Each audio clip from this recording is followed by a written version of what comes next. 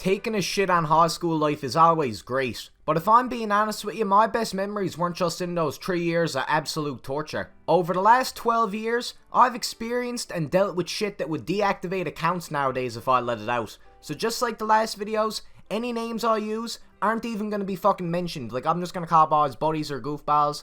And if later down the line I ends up using names, they're all going to be fake. Like, I'll use a fucking Newfoundland name generator or something. I'm stupid, but I'm not crazy. I'm not gonna fucking shit on everyone's anonymity. I don't even know how to fucking say that word. I'm not speaking English. But anyways, yes, me buddies, I'm giving this series a bit of a revamp. High school is shit, but today we're gonna be going through everything. So enough the time wasting. I got some shit to stir.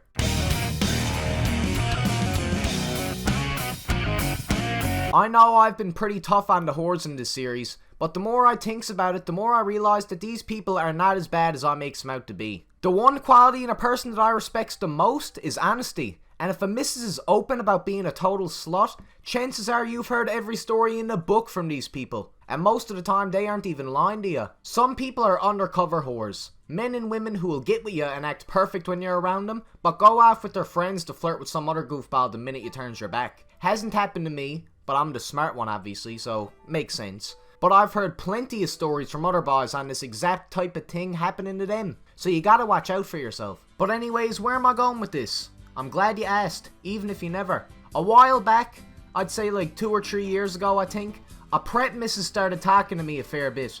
Wasn't nothing sexual, but it was definitely suggestive. I'm not even gonna lie on that. But there was only one problem. The missus was in a relationship with a buddy I knew and respected. So you better believe I kept my cool. I might be a snarky arsehole, but I'm not gonna fuck up a relationship. That's just retarded. I don't even want to get into that. But that's not even the funny thing. Oh no. The best part is the way that this missus tried to pry into me own life. That's right. So ye already knows this, but I'm from a half shit area of town, like half poor. So I hangs out with people who wouldn't be considered cool in the eyes of a 16-year-old wannabe TikTok star. Go figure. So as I'm walking to school one day, this missus comes up to me, leaves her friends when my friends leave, and asks why I'm hanging out with them. Apparently they're all retarded except me. Like, is this missus off her head? Uh-oh, retard alert! Retard alert, class! I'm not gonna stop hanging out with me buddies that I've known for years, just cause this one missus wanted to flirt with me while she was in a relationship, mind ya. Like, I'm sorry, but it's ridiculous what these preps are getting away with. They does the same shit as the whores, but since they got a bit of popularity and money, people just act like the mistakes that they make are cute, or charming. But if you're asking me on the subject, it's just a really stupid way to cheat on your buddy. So I'd like to make an official apology to the high school whores around the world. I completely forgot about this story, but since it's come back to me, I'll give you some credit. But anyways, the moral of this story is that if you're gonna be a hoe, don't pretend to be someone's housewife. It might be fine with your friend group and your little fucking Visco page, but it'll always be shitty with me. That probably don't mean much though, but let's be real.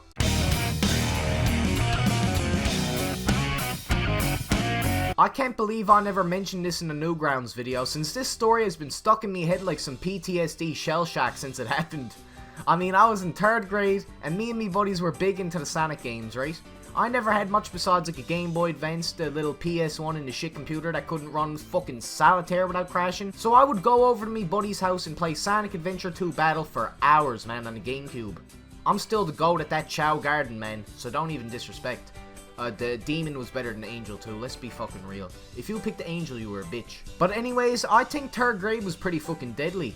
We were finally allowed to go to the computer lab, and being the little shitbags we were, we pushed that privilege to the limit. We were in the lab for recess one day, right? And we were looking up some Sonic the Hedgehog games on Newgrounds, no ill intention in mind, we just wanted to play some fucking... I don't even know what it was like Sonic Advance 2, but it was like the Flash game. You know what I'm talking about if you played it. It wasn't anything out of the ordinary, I'll say that. But as I'm playing some Flash games, having a time, I think I was Cream the Rabbit. Just kidding. One of me buddies from across the hall starts dying, laughing his head off. All the kids looked over, and this buddy managed to sign into his Newgrounds account from the school and get on some of the adult games. Good Jesus tonight. You should have seen this.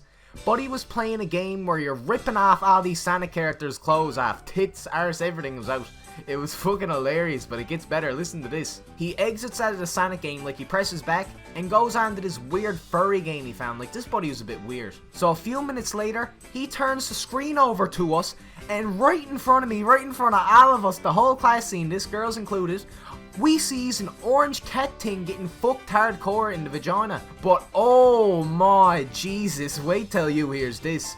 The teacher was in the room for all of this, but he never knew what was on the go. He was just there typing away at his fucking computer. But anyways, we're all making this crazy amount of noise, dying laughing. So he pokes his little head up, the poor bastard, and his face fucking drops. Like, oh my god, it looked like one of the Warhead candies. He storms over to our desk, the little it was like a row computers. So he storms over to the row computers up to the buddy, and oh my god, we got the worst earful you could have ever imagined. And that fucking computer lab, that's right next to the cafeteria. So every other grade heard it. Every other grade heard the fucking Mr. Whoever going nuts about fucking furry porn. It was fucking nuts.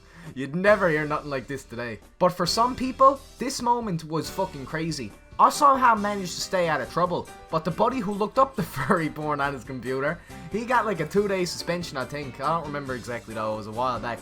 And for some people, this moment might have been like a childhood killer to him. Like, it would have raped your childhood if you've seen this, probably. But for us, oh, it gave us the memory to last us a fucking lifetime. My eardrums are still ringing from that fucking teacher. But I'd be lying if I told you it wasn't hilarious.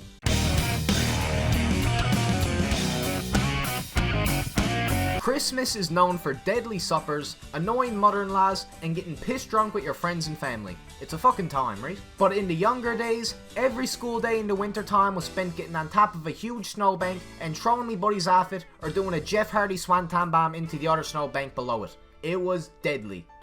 That weapon. Oh no! No! No, please, no!